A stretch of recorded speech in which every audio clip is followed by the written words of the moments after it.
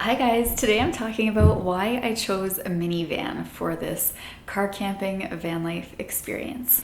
So I had been considering getting a van or some sort of a vehicle for years now, and in the past I was actually considering getting a short school bus, and I even test drove some of them. I went to check a few of them out and kind of did a lot of different measurements and like floor plans of where I would have everything placed once I did the conversion.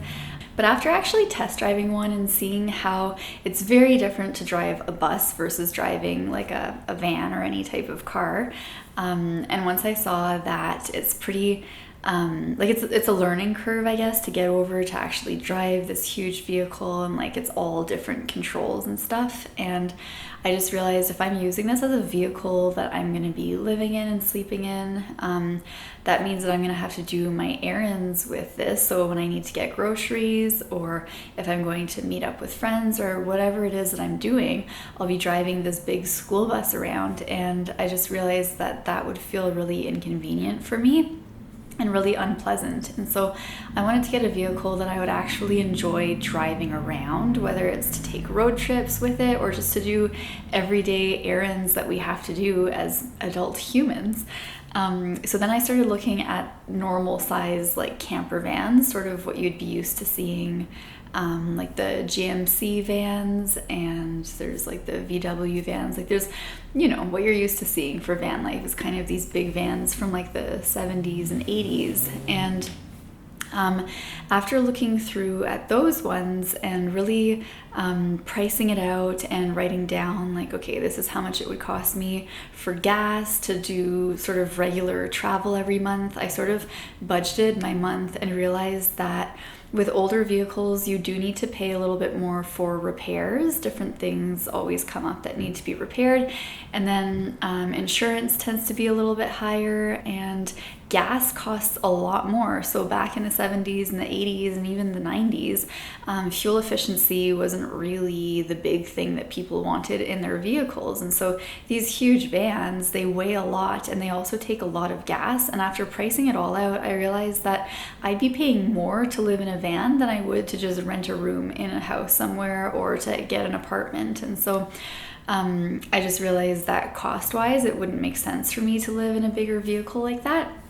And then I started getting these videos suggested to me on YouTube. So when you're watching something and you're searching something and then YouTube just starts showing you all similar things. Well, I started getting suggested videos of people who are living in their Prius, like a little Toyota Prius. So a little hybrid electric vehicle. And I care about the environment a lot, and so having a vehicle that would be electric or at least partly electric really appealed to me, and having it be a smaller vehicle which is easier to drive appealed to me. And so I test drove a Prius, and I actually parked and put the back seats down and laid down across the back of the car and kind of pictured myself sleeping in there, and I wanted to see how it would feel to sleep in there. And I realized that it was so claustrophobic.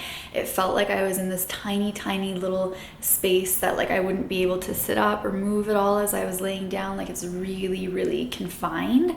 And so I realized that I wouldn't feel comfortable sleeping in that every night. So I realized, well, maybe I could get a smaller van, like a minivan that's newer, which means that fuel efficiency will actually be something that's considered in the making of this vehicle, and it would weigh less than those huge vans from the 80s. And so I started looking at minivans, and that's what I decided to get.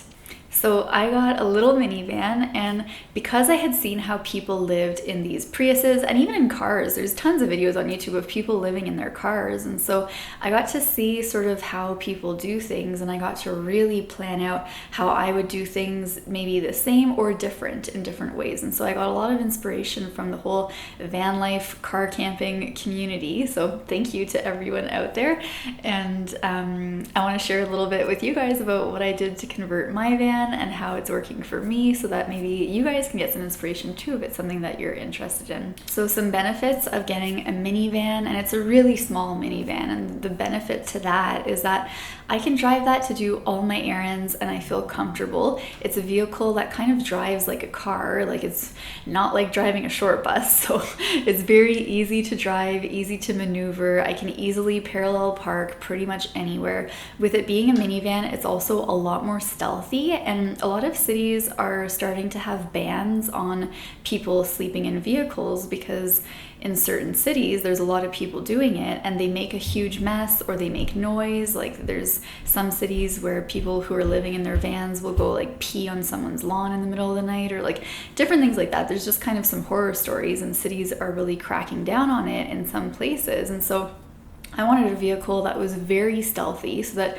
no one would assume that there's somebody sleeping in there, because people tend to sleep in those bigger old school style vans. And for those, I have friends, so I have a lot of friends who've lived in vans and in cars, and I got a lot of information from them too that really helped me. And what I learned is that a lot of the bigger vehicles tend to get knocks at night from the police if they're parked places where they aren't allowed to be sleeping in a vehicle or parked overnight. They get sort of that knock on the window because typically people that live in houses nearby will complain. So if you park a vehicle near a house and the house doesn't, like the people that live in the house don't recognize your vehicle, plus they see that it's a big like camper van, like they just don't want people like sleeping outside their house in a camper van, and so they'll often call the police, and there's just a bit more of a hassle. Whereas for me, I don't just sleep outside of people's houses typically in the van unless it's somebody that I know in that house. But yeah, I still just wanted it to be something that just no one would think that someone is sleeping in there, so there wouldn't be that knock on the window in the middle of the night. And my other reason for also choosing it is that I had never slept in a vehicle prior to this. So I'd never, like anytime I'd go camping, I would sleep in a tent. And yeah, I'd never actually slept in a vehicle like anywhere. So I also didn't know how I would find it. I'm a pretty light sleeper, and I thought I might get woken up at night. I might be too scared. I don't know if I'm going to enjoy this. So I also wanted to have a vehicle that was compact enough that I would actually enjoy still driving it as an everyday vehicle if I decided that van life just wasn't for me. So those are kind of my reasons for choosing a smaller vehicle. It's my first time doing this, so it's great just to test it out. Maybe at some point I'll get a different style vehicle if I choose to continue doing this. But for now, like especially if it's just me in there, it's really great. It fits a single bed perfectly, and I've got storage underneath, so everything that I really need is there with me, and it's still comfortable. I'm still able to sit up while I'm in there, and it's still like my head kind of touches the roof of it, but at least I can like move around and not feel so claustrophobic as if I were sleeping in a car instead. So yeah, I hope this helps clarify a little bit about my decision and my choice and why I chose to get a minivan for van life. I know it's not as aesthetically pleasing as like hashtag van life, like things that you see with like all the conversions, and they look so cool, but yeah, that didn't feel right for me. Just cost-wise, costs way more in gas for that. Also just comfort-wise of driving this around as my everyday vehicle. I didn't like the feeling of driving a massive, big, heavy vehicle around, and for all those reasons.